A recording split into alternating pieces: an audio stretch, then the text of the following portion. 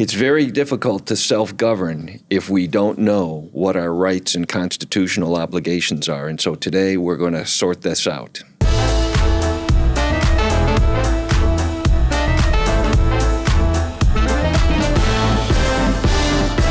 Today I'm with Jeff Black, one of the instructors at the Encore program for Tri-C. And Jeff, when you're not being a teacher and a principal and a coach, you were in the Marines, so you've got a variety of things here that you're bringing to the table. And you teach for Tri-C. Well, why don't you tell me the classes that you're teaching? I teach constitutional law. I teach comparative governments. I teach comparative economics. I teach Article 1, 2, and 3 of the Constitution, which is the legislative branch, the executive branch, and the judiciary branch, and why we evolved the way we have evolved and how it continues to change as the social norms of our society continues to change. So when you're talking about forms of government, and the government we have on paper today anyway is a representative republic. And this republic goes back to at least Plato talking about it, or what he thought Aristotle said about it. Right. And there's been periods of history where they've tried republics, like Rome took a stab at it for a while, ancient Rome. Greeks too. The Greeks, Machiavelli felt strongly about it in like the 1600s. Do you speak to any of these things about the history of it at all? Yeah, we go back to the beginnings. Let's talk about how they were direct democracies, not representative democracies, and why that's so difficult to do today with the size we are. And then we try to go back and compare the four basic forms of government that we've had: the force theory, the evolutionary theory, the divine right theory, and then our theory of social contract theory. So you want to explain that a little bit, like expand on the divine theory? Divine theory was what we had during the feudal period, where people believed they were destined by God to be the rulers. We saw that in most of Europe for a long period of time, in Eastern Europe also. Social contract theory was Hobbes and Locke, which we are probably a part of, that we have a contract with the people and the government, that the government's there to represent the people and to help the people. We had the evolutionary theory, which is most like our Native Americans did, because you were the leader of the family. Like in my house, my father always sat at the head of the table. So that was the evolutionary theory. And of course, the force theories like Mussolini, Hitler, dictators, Castro. I think Putin probably fits there, although he has a written constitution. I don't think they follow it too well. Yeah, I mean, there's things on paper, and then there's what happens in real life. Yeah, we can see that in our country all the time. And wasn't one of the concerns, I guess, when we look at the history of like a republic, that and we can say our republic is in some ways different than historical republics. And there were times, like in Germany between World War I and World War II, where they attempted to install a republic over what used to be a kingdom, if you will, the Kaiser. Right. The World War I Kaiser, right, for sure. And that was a dismal failure. What do you think are some of the things that we're doing right with our republic, and how are these things different from historical republics? I think if you study history and look at the success of republics, is the education of the electorate. That's the key. Jefferson felt very strongly about this. That's our whole society. We were the first country in the world to have universal education. Most of Europe still stops education after 8th grade or 9th grade, and most of Eastern Europe does the same thing. Our stress on public education is huge. If you look at the history of our signers of the Constitution, over half of them were college graduates in 1788. I mean, that's amazing.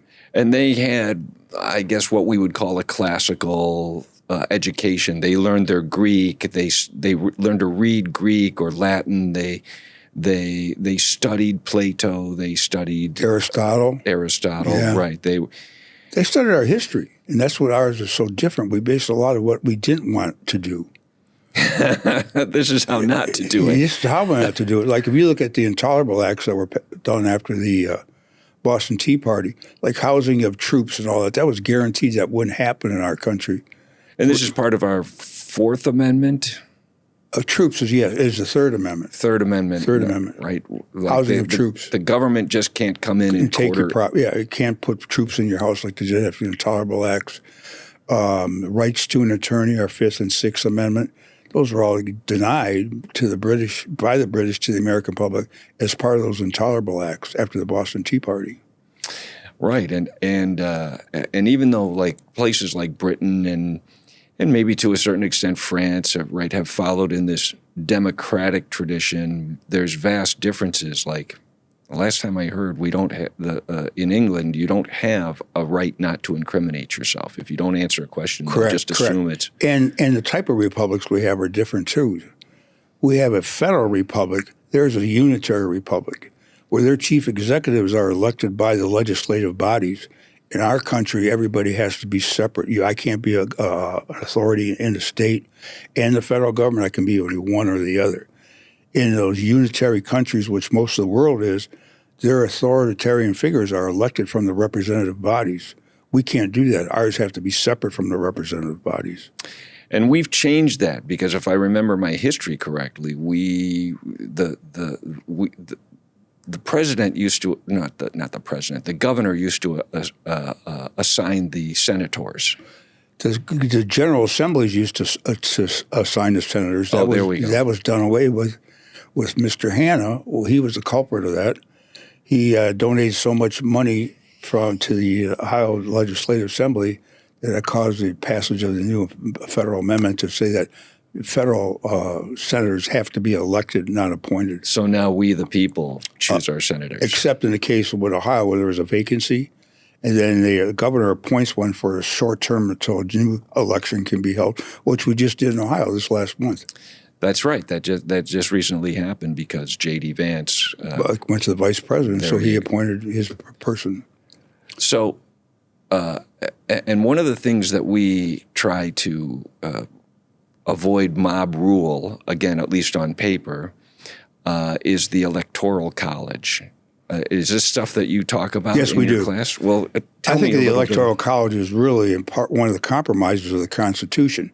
We had a number of compromises when we wrote the Constitution, the Slave Trade Compromise, the Three-Fifths Compromise, and the Great Compromise. But the Electoral College says that you have the number of votes not by the residents of your state, but by the number of legislatures you have in Congress. So it balances the large states like California, which has 56 electoral votes, to where, as you saw in the last election, you can win 3 from North Dakota, 3 from South Dakota, and as the number varies by population, that changes too. So like Ohio, one time had 21 electoral votes, now they're down to 17 because our population changes. We're shifting. Yeah, as you look in the Reapportionment Act of 1929, it said Congress has to be frozen at 435 members. Wow. We can't have any more than 435. So we had 435 in 1929. We have 435 now. But our population has grown dramatically. So as the population shift in the country, you'll see a shift of power, but the total number still has to remain the same. I think this is just one of the most amazing things about in the history of civilizations who have tried a representative republic or any kind of republic. A lot of times they were like, it's got to be a small population. It doesn't work with a big population. And here we are at like 340 million, something like that, whatever that is. And what are we doing different that makes this work? You know, we talk about this in class a little bit too, as our social norms change. I look at when President Nixon resigned, everybody in the world thought we were going to have a revolution because the chief executive stepped aside. And then nothing happened. Ford took over and we went right on. There was no problems. When some chief executives disappear in other countries, there's a whole revolution, there's a whole stage of problems. We just go through the rotation. And if you look, and one of the things I try to stress to the kids, I'm probably talking too fast, I'll try to slow down. You're doing great. Is the minority has the right to become the majority. That's why voting is so important. Because anytime a minority develops into majority, it now takes and sets the rules in government. Just look at the change we saw in our 2 administrations recently. Yes. The rule changes on the border. And as we should know, and instead of gloating, if you're the majority, you could become the minority by the next election. Right. Well, my father used to say something like, treat the people, as you're climbing the ladder, treat the people that you pass very well because you're going to meet them on the way back down. Yeah, yeah. So things are always cyclical. Now, you mentioned also, I think in conversations you and I have had before, you've talked about the Federalist Papers. And there's a lot of I think there's maybe some preconceived notions about them if you took a civics class in high school or something like that. Tell me a little bit about the Federalist Papers were written by the people who really wanted to promote a representative democracy. And they were very elite intellectual people who wrote these documents. Well, this was Monroe and Jay. And Hamilton.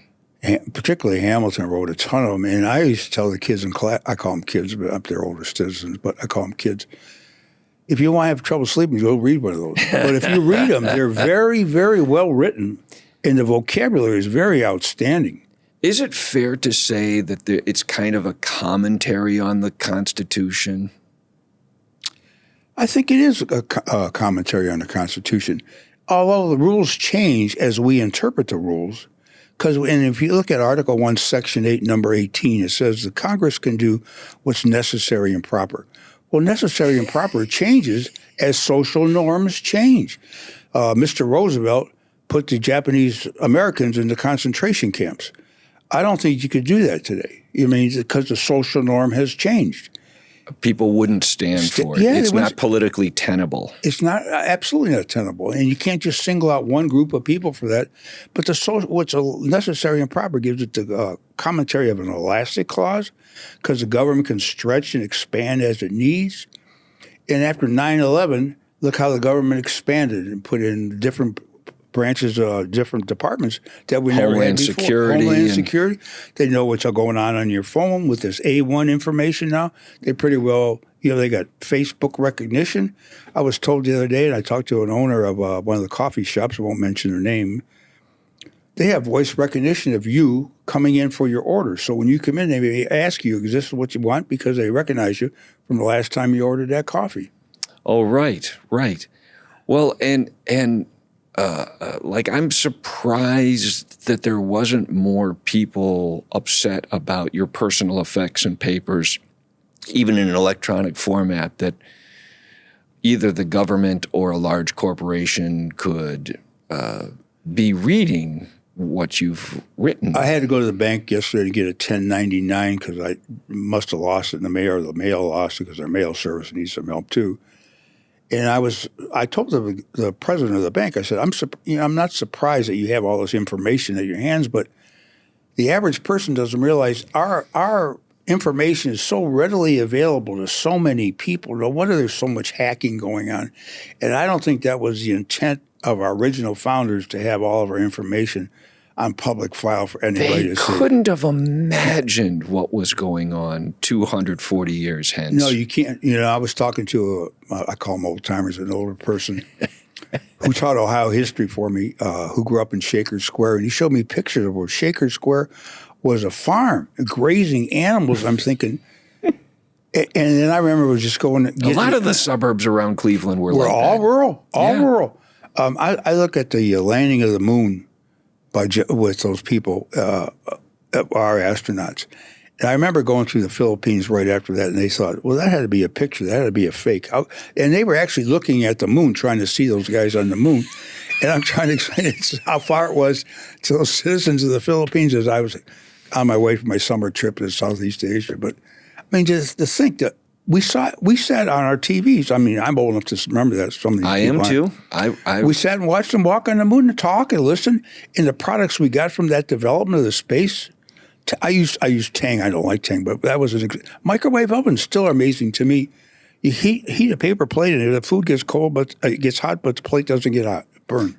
That's it. Well, it's at a frequency where water vibrates. It causes water to vibrate. I know. But you're right about the information. It's scary. And cell phones make it even worse. We were talking about the kids in class. I call them kids again, I'm sorry. But the students in class, we were laughing last week about party lines. Oh, yes. Because I was telling the kids in the locker room, those are really kids. We used to have a party. Oh, Coach, you had a party on the line? I go, no, that was when the phone rang and different people would answer the phone.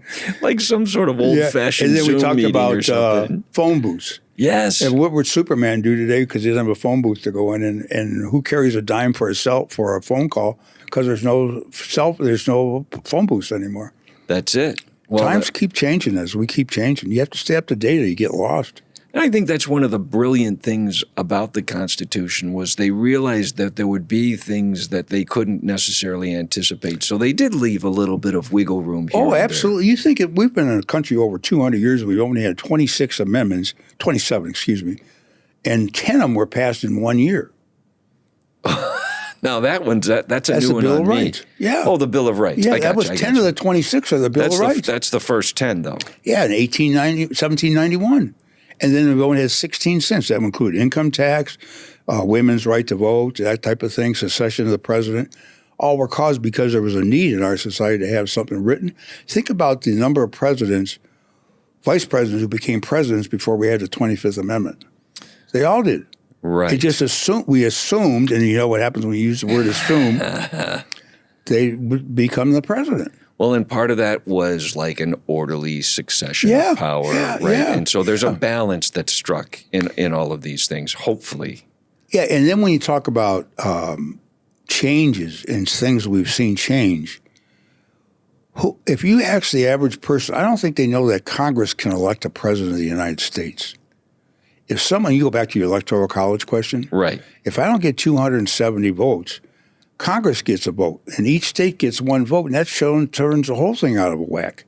We've had that happen a couple of times in our history. When was the last time that happened? That's well, it happened in 1824 with Jackson, Clay, and John Quincy Adams. Okay. And it happened again. What was the next one? I have to think of that one now. I can't remember, but it was two different times we've had that happen. And, it happened in 1800 too, with Burr, Jefferson, and Adams' father. Okay. John Adams. John Adams, yeah. Okay. I wasn't aware that Burr was involved in that. I thought that was just between Jefferson and. Okay, so it's all three. It was before the passage of the 12th Amendment, which now says you have to actually denote who's the president and the vice president. So Jefferson and Burr had the same amount of votes, so he said, well, I claim to be president. And that's when Adams swung his votes over to Jefferson. Jefferson became president. And then later, of course, you have Burr committing a problem against the federal government. Yeah, that's a whole nother podcast. That's a whole nother podcast that the average person doesn't understand at all. Well, we've talked a lot about the representative republics, but you have also taught, right, other forms of government. And so do you do this as like a compare and contrast? Yes, I do. My next class this coming March is going to be compare and contrast governments in the economic systems of different countries. Give us a little preview of that. We're going to compare Great Britain, Mexico, Germany, France, Russia, and China to the United States. So we're going to talk about the three economic systems that are basically in there, not getting into mixed, but we'll get into mixed economy. We'll talk about capitalism, socialism, and mixed economies and how they react to different types of political systems. And then we'll compare the political systems between a federal system and a unitary system and a force theory system and show how they're just so much different between each other. Now, like, if I'm understanding China, at a certain point in China, they sort of switched over to a hybrid or a mixed system that you were calling it. It's communism. But it has some kind of mixed capitalism in it. There's right. So did Russia for a while after the wall fell. You know, the oil development and rich people came from the Russians. That's it. Well, and is it fair to call that an oligarchy in Russia? Is that a fair term? I don't know if I always thought an oligarchy was a group of 2 or 3 people running a government like the Greeks had for a while in the 1960s. Okay. I think Putin's running the whole ship. He doesn't have people around him. I'm sure he does. Okay. But how strong are they? I mean, I see pieces breaking off right now as I watch what's happening. The satellite countries are, think about Soviet Union was before Reagan, all those Georgia, Ukraine, all those were part of the Soviet Union. right? And they've all broken off since, and that's his motivation. Part of his motivation, I think, to get them all back together again, to solidify his strength. That's been floated that's maybe what's going on. And the trouble is, people are too aware of the economic success of countries. When they had the Arab Revolution, I call it, maybe 5-6 years ago. Oh, the Arab Spring. Yeah, the Arab Spring. Every one of those guys had a cell phone. Yes. They can see. When we came back from on my summer trip in Southeast Asia, people were so envious of our having jeans like you have on today. Because they couldn't get those simple products that we take for granted in the United States because of supply and demand. In capitalism, we have these. There's a shortage of toilet paper in Russia, and there's a shortage of paper towel. We go to Marks, and there's all over shelves and thousands of rolls of these kind of things. We go to and our capitalism keeps changing our country. If you'd have told someone in 1900 there wouldn't be a Sears and Roebuck today, that's been a staple of American society. Yeah, it was the catalog in the outhouse forever. Going back. Well, let me float this by you. We're almost out of time, but sometimes when we talk about communism or we talk about communal living or whatever, like there are examples in Israel. There are smaller communities that get together in like a kibbutz that they seem to be able to work out this communal living. And it just occurred to me the other day, and I'd love your view on this, that capitalism is sort of the ultimate communal living. If I just take like a basic example, the farmer grows the food. Not everyone's growing their own food. Some are. But the farmer grows the majority of the food. The farmer sells that to a wholesaler.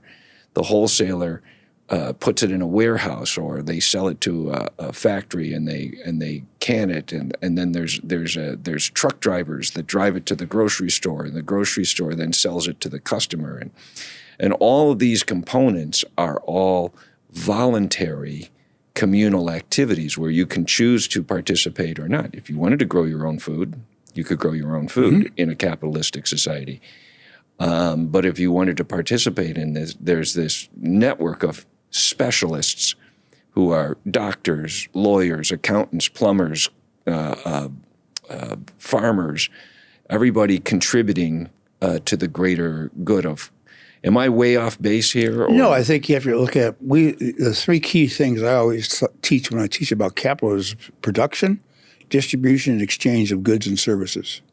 Here we go. And if we get the government involved in that, and we've had to get the government involved because of some greed and selfishness on other people. I gave you an example the other day when we were talking on the phone about The Jungle by Upton Sinclair. Oh, yeah. Caused us to have to now label what's in the food, inspect the food. But production, distribution, exchange, when the government runs all three phases, that's when you have socialism. When we, the people, do it, that's when you have capitalism. And when you mix a little government in, like federal minimum wage, which we had to do because of what we did to ourselves, right? That becomes the mixed economy. But you're on the right track. That's the big difference. We, through supply and demand, really set the price. Look at the price of eggs. That's all supply and demand. That's it. That's it. The more somebody wants something, the less there is of it. The price of apples in September, the price of apples in March. Yes. Yeah, sweet corn. Right. All that stuff is all supply, demand, production. Well, and with mass production now or mass distribution, right, there's things being grown in South America that we can luckily get here in the wintertime. I use this example because I ran into it. I took a trip over with my family to Scotland, and the price of bananas was you couldn't get fresh fruit. Yet I can go to bananas at Mark's or wherever I want to go. It's 49 cents a pound for fresh bananas. In Europe, it's a huge amount of price increase. Well, those places like Ireland and Scotland and things like that they don't have a lot of natural resources for themselves, and they're islands essentially, and they have to be right. If you want gasoline, petrol, it has to Hawaii. It has to be imported. Right? Everything except for pineapples and pine nuts are imported into Hawaii. The price of living is so much higher. That's it. Yeah, I mean, That's a Big Mac is $7 or whatever. yeah. And then in Russia, when they went to get French fries, McDonald's had to finally build their own potato farms because the Russian potatoes weren't acceptable to make French fries out of. The premium. Yeah, the premium fry. Oh my gosh, this is now. I don't mean to insult you. You've been around the world a lot here. You've done a lot of things, and I know how old you are, but I'm not going to share that. But I'm wondering, right? Why are you doing this? What gets you out of bed in the morning to get up and talk about these things with your fellow senior citizens? I enjoy the give and take we have. I enjoy spreading knowledge, and they spread knowledge back to me. I enjoy seeing the expressions on their face when they realize something just happened. I think I told you this. I can see a sale or no sale sign on somebody's face as a longtime teacher. So when you see a no sale, you have to go back and reiterate what you did or say it in a different form so they can understand and comprehend, and they can help evaluate what we're doing, and they can become an educator. They can share knowledge with other people, and they share their knowledge with me. You and I have sure learned a lot from talking with each other today, but also from our students when we teach these classes. They're a huge source of information. I get a big kick out of Friday afternoons at Tri-C. Yeah, I see these, and they used before COVID, they would all sit together at lunch, and they'd all bring their lunch to class. It says no eating, and I don't care if they eat. Say they eat their lunch, they socialize in the hallway. It's a big social event for these Encore kids, and it keeps their brains active. It keeps their social life active. It gets them out of the house. It gets me out of the house. It keeps my brain active. With an active brain, you can keep thinking. You know, when you put yourself in a position where you're not using your brain and you're not using your physical tools, you go downhill a lot faster. And I see people, and you've seen them too, people with walkers, wheelchairs, canes. They're still going at it. They're still going at it. They're still coming to class. They still got their buddies with them. That's it. Yeah, and they take that long walk from the parking lot at the West Branch, you know? Oh, yeah. In the winter, it's pretty cold walking in, and they're still coming in because and you see them get jovial in the hallways. There's something, they're getting something out of it, otherwise they wouldn't be doing it. Yeah, and the cost is so reasonable for them to share knowledge. And you hear them talk, well, I want to take a photo class on how to use my computer for Photoshop. Oh, there you go. And they do exercise classes, and there's music classes, and there's classes like yours and mine. And when I pass out copies of the Constitution to each of my students, some of them already have copies because that's their dig. That's their gig. Awesome. Jeff, it was so great to meet you and talk with you today. I look forward to more podcasting with you, and good luck in your classes. Oh, thank you very much for you. You too, sir. Thank you for your time.